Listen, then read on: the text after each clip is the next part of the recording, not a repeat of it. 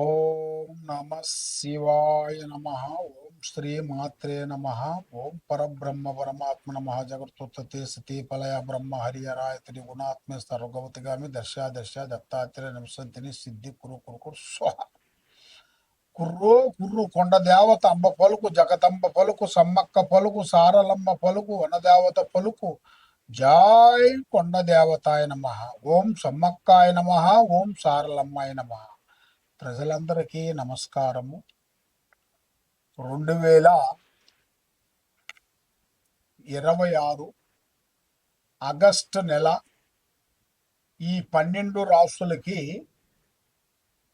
స్థితిగతులు ఎలా ఉన్నాయి, వాళ్ళ యోగ నక్షత్రం ఎలాగుంది, వాళ్ళు చేయాల్సిన కార్యక్రమాలు ఎలా ఉన్నాయి.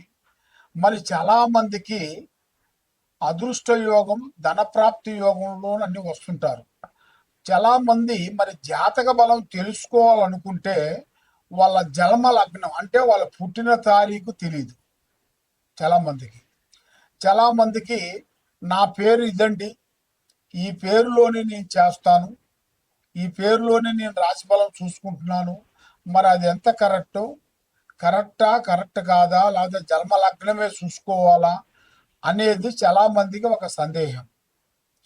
మెయిన్గా మనిషికి జన్మనాభం అనేది ఉంటే డేట్ ఆఫ్ బర్త్ అవన్నీ ఉన్నాయనుకోండి, మనం ఆ డేట్ ఆఫ్ బర్త్ ప్రకారంగా రాశి ఫలాన్ని అనేది మనం కంటిన్యూ చేసుకుంటూ పోవాలి.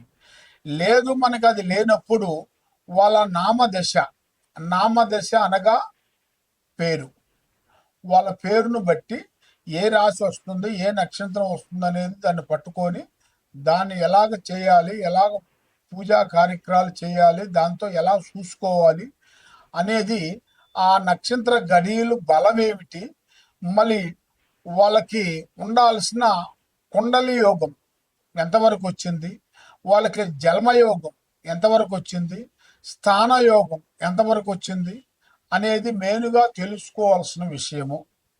మరి ఈ 12 రాసులకి ఎలాంటి గ్రహాలు, సందేహాలు, డౌటు, ఏ సందేహం ఉన్నా కూడా తప్పకుండా ఈ కింద ఉండాల్సిన నెంబర్కి మాకు సంప్రదించండి.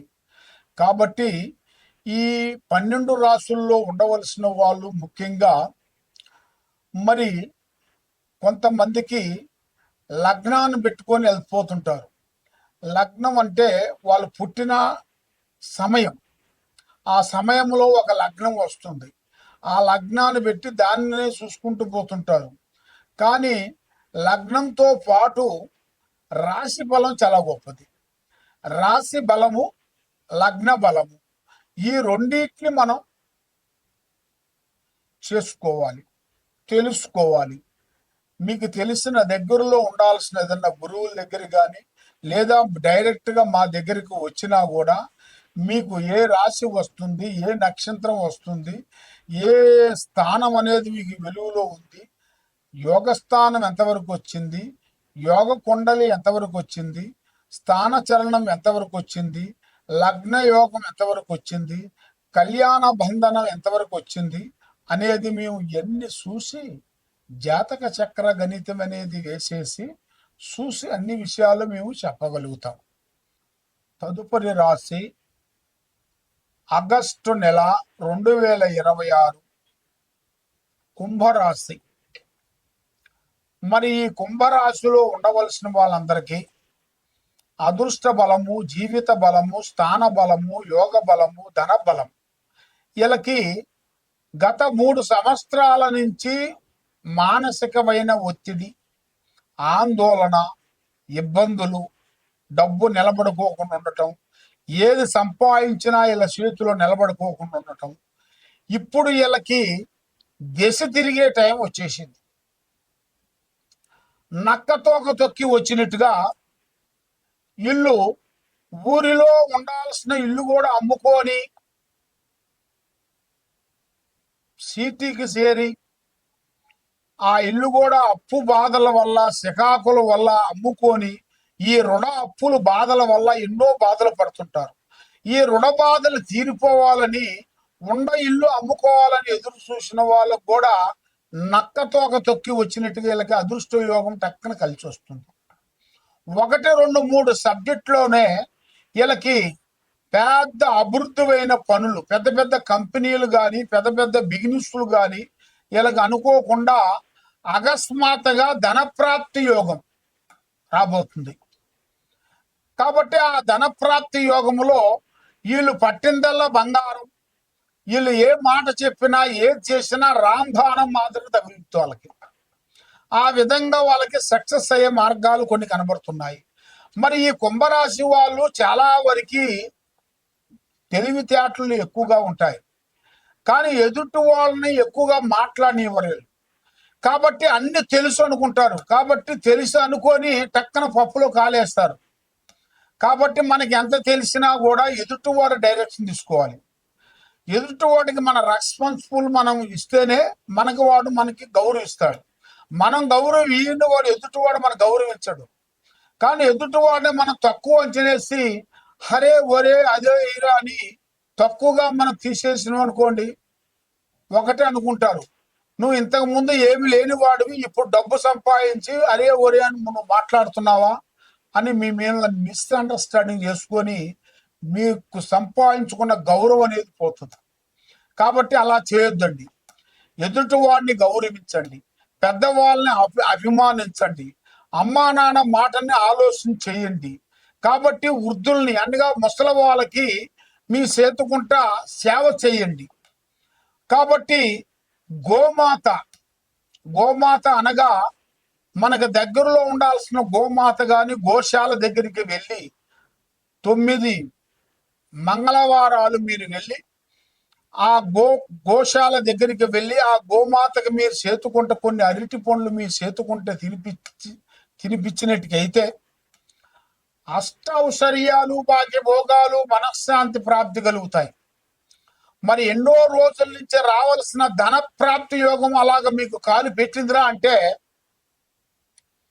మీరు అనుకున్నంత వరకు పూర్తి చేయగలుగుతారు. కాబట్టి ఈ మధ్యలో మీరు ఏ కార్యక్రమం చేసినా ఎక్కడ పోయినా కూడా కొద్ది జాగ్రత్తలు కొన్ని పాటించాలి. ఆ జాగ్రత్తలు మీరు పాటించుకోకుండా అన్ని మనకు తెలుసులే, అన్ని మనం సాధించేస్తాంలే అనుకొని ఎప్పుడు అనుకోవద్దండి.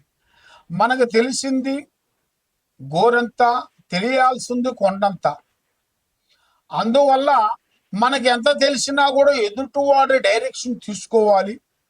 మీరు ఏ కార్యక్రమం కానీ ఏ పనైనా కానీ కొద్దిగా ఆలోచన చేయండి, తొందరపడొద్దండి. కాబట్టి మైండ్ ఒక దుక్కున పని ఒక దుక్కున పెట్టొద్దండి. మైండ్, మనస్సు, ఆలోచన విధానం అనేది ఒక దుక్కున ఆలోచన పెట్టామంటే దాని కంప్లైంట్ అంత వరకు ఏదో దాన్ని మీరు జోక్యం చేసుకోవద్దండి. కాబట్టి ఒక పని చేసే ముందు మనకు 10 పనులు వస్తాయి. ఆ 10 పనుల గురించి మనం ఆలోచన చేయొద్దండి. ఈ పని మీరు పూర్తి చేసినాక వేరే పని గురించి ఆలోచన చేయండి. అది మీరు చేయాల్సిన పని. ఓం నమః శివాయ నమః. ఆ విధంగా మరి ఎక్కడెక్కడో వెళ్ళి జ్యోతిష్యుని చెప్పించుకొని నిరాశ చెంది బాధపడుతూ ఎన్నో పూజలు చేసినా, ఎన్ని గుళ్ళకి వెళ్ళినా, ఎక్కడికి పోయినా ఏ పని కాకోకుండా మనశ్శాంతి లేకోకుండా మీకు ఉండదు. కాబట్టి మరి మీకు ఎలాంటి సందేహాలు ఉన్నా, మీ ఇంట్లో ఏముంది, మీ ఒంట్లో ఏముంది, మీ పిల్లల మీద ఏముంది, మీరు చేసే పిల్లల చదువులో ఎలాగుంది, మీరు చేసే ఉద్యోగంలో ఎలాగుంది, మరి మీకు ఎలాంటి సమస్యలు అనేది ఎదురవుతున్నాయి, మరి మీకు ఎలాంటి గ్రహాలు మీకు ఎదురవుతున్నాయి అనేది మీరు తెలుసుకోవాలనుకుంటే మరి ముఖ్యంగా మేము అమ్మవారు పూజా బలం చేసి మాఘశుద్ధ పౌర్ణమి రోజున మేము ఈ వేరులు అక్కడ అమ్మవారు పూజా బలం చేసేసి అక్కడ మేము ఈ వేరుని తీసి భూమిలో నుంచి తీస్తాం. ఈ చెట్టు కాడికి వెళ్ళి పసుపు కుంకుమ వేసి అక్కడ కొన్ని కోళ్ళు ఏటపోతులు కోసి అమ్మవారు పూజా బలం చేసి ఈ వేరుని మేము తీస్తాము. అది అమావాస రోజున ఆదివారము అమావాస సూర్యగ్రహణ టయాలలో మేము ఈ వేరుని తీసి పూజా బలం చేసి తీసుకొని వస్తాం. ఈ వేరు ఏమిటంటే నరఘోష, నరదిష్టి, ప్రజా దిష్టి లేకోకుండా సభకట్టు వేరు. ఈ వేరు ఆరోగ్యం కానీ, కుటుంబంలో సమస్యలు కానీ, భార్యాభర్తల సమస్యలు కానీ, పిల్లల చదువులు కానీ, కుటుంబంలో మనశ్శాంతి లేకుండా ఉండటం కానీ, కళ్యాణాలు దగ్గరకు వచ్చి దూరం కావటం కానీ, మరి వాళ్ళు విదేశాల ప్రయాణంలో బ్రేక్ కావటం కానీ, కుటుంబంలో సమస్యలతో సతమతం అయిన వాళ్ళందరికీ, మరి ప్రమోషన్ రాకోకుండా ఇబ్బంది పడే వాళ్ళకి, ఎలాంటి సందేహాలున్నా ఎలాంటి సమస్యలున్నా కూడా ఈ వేరుని మేము పూజా బలం చేసి ఇస్తుంటాం. అంటే ఈ వేరు మేము ఎవరికైనా సరే ఫ్రీగా ఇస్తాం. కాబట్టి ఇది మీరు తీసుకోవాలనుకుంటే శ్రీ సమ్మక్క సారక్క మహాశక్తి పీఠం, దిల్సుఖ్ నగరు, సాయిబాబా గుడి ఎదురుగా మేము ఇక్కడ పీఠం పెట్టాము. ఇక్కడ మీరు వచ్చినట్టుకైతే ఈ అమ్మవారు వస్తువు వేరుని మీకు అందజేస్తాము. మరి మీరు ఎక్కడెక్కడో నుంచి మీరు ఉండి వేరే ఊర్లో ఉన్నారనుకోండి, వేరే స్టేట్లో ఉన్నా కూడా మీరు తప్పకుండా ఫోన్ చేసి మాకు గురువు గారు మాకు ఈ వేరు కావాలండి అంటే మేము మీకు కొరియర్ ద్వారాగా మేము పంపించగలుగుతాం.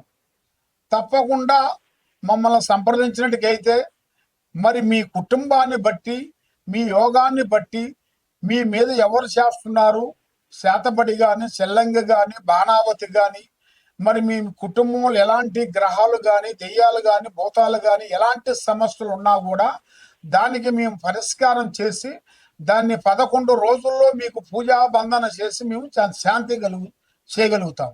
తప్పకుండా మమ్మల్ని సంప్రదించండి. సర్వో జనా సుఖినో భవంతు.